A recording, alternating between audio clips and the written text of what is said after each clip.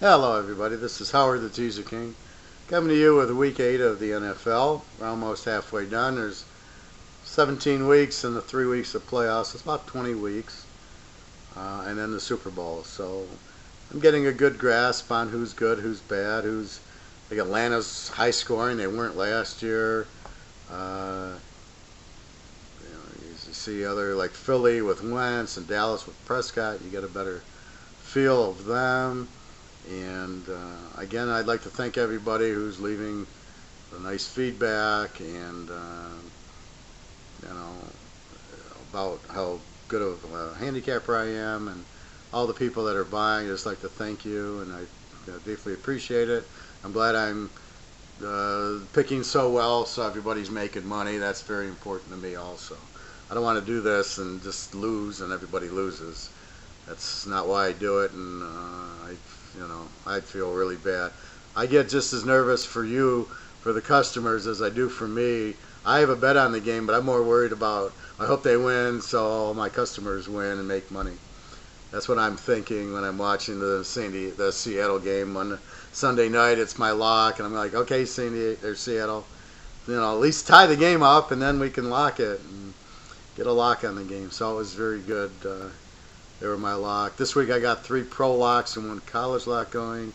I'm still running the $65 special, probably the last week. I'll probably raise it a little bit. Probably won't go back to 125. I don't know, I'm thinking about maybe 90 or 100 for the locks for the week, where people can still afford them. So somewhere in that neighborhood probably. Anyway, I'd like to give you a couple of games for the week. Green Bay plays Atlanta. Atlanta's laying 3. Atlanta's a terrible home favorite here. There's something like 25-4. If you go back to 2012, when Atlanta's a home favorite, you bet against them. So in this situation, Atlanta's a home favorite, laying 3. You take Green Bay and 9. You win 85% of the time, taking whatever team plus the 9. Over under a 52.5. When I look at the game, I look at Atlanta, their offense, they score 32 a game, give out 28. Green Bay scores 23 and gives up 20. So Green Bay's not as strong offensively. So I look at the game and go, should I take Green Bay in 9 or should I take over 46? And I'm puzzled by it. Green Bay is not a great road dog. It's surprising. They're not. They're a good home. They're good at home. When they get on the road, they're a terrible road favorite. And there's a road dog. They're not that good, but it's usually they're playing teams like Denver, New England, Pittsburgh on the road. Here's Atlanta, so it's a little different animal. I think Atlanta can score on Green Bay's defense because Atlanta's very hot with Julio Jones. They seem to have changed their offense and been much more productive. But the key to me is their defense gives up 28. San Diego scored 33 on them last week. So it makes me want to think Green Bay might have trouble. They're not as good as San Diego on offense because they don't have that Melvin Gordon and Rivers and Gates. They got Jordy Nelson, but they don't really, Lacey's out. They don't really have the running attack. And so I'm a little bothered by Green Bay. Will they stay with the 9? And here's where my art works, right? The science is take Green Bay because Atlanta's a bad home favorite. They're a good bet against. But with Green Bay, I don't trust it like I trusted San Diego. It's a great road dog. Green Bay's not. So that makes it, do I want to take Green Bay in 9? Now, Green Bay in 9 will probably be a winner. But I see that the best play here is to go over 46.5 or 47. The over-under is 52.5, 53. And try to shop for the 52.5 over the 53. You've got to have more than one sports book because they have different lines. I mean, when I'm in Vegas, I'm walking from Venetian to Caesars to William Hill. William Hill's like the local, more of the local casinos have that. I'm walking, getting the best line, and I'm like, I'm going to walk here, there, and there. I don't just bet at Caesars and that's it, and whatever the line is, it is, and then I lose by a point where if I would have walked across to the Venetian, I would have won the bet. So it's very important to get the best line. So when I look at it, I go, well, I think Atlanta's going to score in the 30s here, and I think Green Bay will score at least in the 20s. that gives me at least a 50 to 60 point game. The over-under is 52.5. I go 46.5. It's a W. So I'm looking at the game and I'm going, well, I think that's probably the best way to play this thing, is to go over with two good quarterbacks, two good offenses, and two kind of weak defenses. I think Green Bay should score a lot against this Atlanta defense. I don't see, this isn't the Denver defense or New England where they're going to shut them out. This is a very weak defense, 28 points a game. So therefore, that's what I'm looking at is I think the best play here is go over in the Green Bay Atlanta game, over 46.5. And this is where I avoid losers. Green Bay minus +9 should be a winner because Atlanta's a weak home favorite. But still, I want to look at, I think over's a better play than the 9. So that's kind of how I do it. Do I want the 9? No. And that's the first play. Take Green Bay over 46.5 with Atlanta. Second play is Dallas laying 4.5 to Philly. In the series, Philly and the dog are 5-0. Everybody's 6-2. Means if you just bet the game, the home, the favorite, the road, and the dog are 6-2. But Philly and the dog are 5-0 the last 5 games. And the dog is 10-2 in the series. This is a dog play here. Dallas is a terrible home favorite, but the trend's changing with Prescott. They blew out Cincinnati, and then they blew out Green Bay on the road, which is even more impressive. So when you know a team's really good is they'll win as a road favorite. When teams start winning as road favorites, and the best one was Joe Montana with the Niners, I made a fortune. They'd go and they'd lay 7 to Tampa Bay. They'd win 27-20 or 26-20. And I'd tease it and I'd win every week betting Joe Montana as a road favorite because he'd always win the game and you're laying nothing. And that's in their heyday in the 80s. They were just the best team to bet on. And so that's what I'm looking at here. That's what I look for. So you know when a team's covering as a road favorite that they're probably one of the best teams in the league because it's very hard for teams as road favorites to win unless you're really playing a weak team. If two good teams are going at it, like last week Minnesota and Philadelphia, the correct play was probably more Philadelphia or the under than Minnesota, and that was my only loser. And the week before I got burnt with Pitt as a road favorite at Miami. Even though Miami's not that good, again, the road favorite, it's just very difficult to win as the road favorite. So that's why I try to stay away from road favorites usually as much as I can. So again, Dallas laying the 4.5. It's a Philadelphia trend. You get Philly at more than 10. You get 10.5, which is good. Over under 43. Let's look at that. Philly scores 26 a game and lets up only 14. Dallas also scores 26 and only lets up 17. So you're looking at two pretty good defenses. And it makes you think, do I want Philly in 10?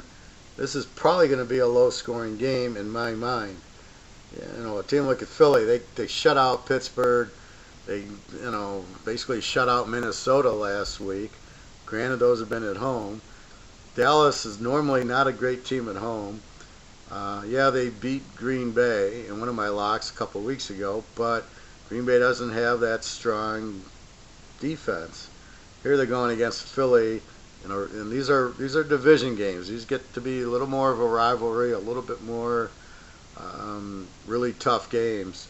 They know each other and everything. Although this is different because they haven't seen Prescott and they haven't seen Wentz. So it's actually, from a quarterback standpoint, brand new for these teams.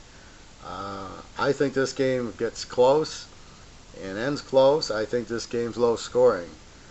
So you can take your choice here. I think 10.5 in Philly is a good play. I think over 46.5 or 43.5. I think under 49.5 is a good play. I don't think either team gets much more than 20. I think you're looking at a 20-17 game. maybe not even a 20-point game. If Philly's defense is as strong as it is, and Dallas defense is getting better, Prescott isn't the type that's going to light you up for 40 points. He's more conservative. He gets the play done. I don't know if Des Bryant's playing or not. Even if he is, I still don't see a huge high-scoring game in this with these two defenses. So I'm going to say take the under 49.5, just because Wentz and Prescott, you're not quite sure what you're getting yet. Is Wentz going to hold them or not? Dallas could win by 2 touchdowns. They're pretty hot. I think of the Cincinnati game, 28-14 is a 42. So I think at worst case, I think Dallas could win by a little bit more than the 10, but I don't think there'll be a lot of points just because it's two defenses. So I'm looking at the defenses overweighing Philly because I don't know Wentz yet well enough to know, can I trust him with 10.5? I think I can, but I don't know. So therefore, if they lose by more than 10, they're not going to score a lot. Right? The only way they're going to lose by more than 10 is if the game is 20-7, which means you don't cover the 10. But it does mean that it's low scoring. You're not going to, Dallas isn't going to put up 40 points and Philly 30 here. That's not going to happen. It's it's one of these teams or both are going to be in the teens. First one to 20 wins, and that's still under 49. So I just this isn't Staubach. This isn't Troy Aikman and Emmett and Jimmy Johnson, and this isn't a vintage Philly team with McNabb. This is 2 rookie quarterbacks and 2 very good defenses. They're going to run the ball with Elliott. So I just see this game being a lower scoring game. Dallas might 20-7 them or 24-10 them, but I don't see how it's going to get to 49. So my best advice on this is go under 49.5. I think that's a safer bet. You get your money there. So recapping, I know I got a couple of over-unders, but they win too. Go over in the Green Bay game, 46.5. Go under in the Dallas game, 49.5. And there should be W's right there. Some of the games I'm playing, I have 2 locks. No, I got 3 locks in the pros. 1 in college, 3 in the pros. And if the line moves on the lock, it depends where it goes and how far. So right now, if the lock's -7 and it goes to -11, it's not, the lock, as long as it stays under 3. So if 7 goes to 8, it's still a lock. 8.5 is still a lock. 9, I'm pushing it. 9.5, it's not a lock. Once it gets past that key number, it's not a lock. And if I lock a dog and they go favorite, if they're +2 and then they go to -1, they're still a lock. But once they go over 3, they're not a lock anymore. So if they go from +2 to -3, it's not a lock. It's a lock because they're getting more than a touchdown. So 1, even, okay. But once it gets, maybe even a 1, but the idea is you're locking them because they're a dog. So just be careful with that. All right, everybody. Well, have a great week. Again, www.teaserking.com. Thank you very much for your kind words. Thank you for purchasing, and I do my best. And again, this is very much an art, not a science. I can't just look at the numbers and go, I'm going to play it. If I did, I'd lose a lot. You got to know when to pull off, and you got to know why to pull off. And that's what I do so well. Again, I hit a 10-point teaser with a friend of mine last week. It was 10 pro games. And I was 11-1 in the pros. It was a very nice setup.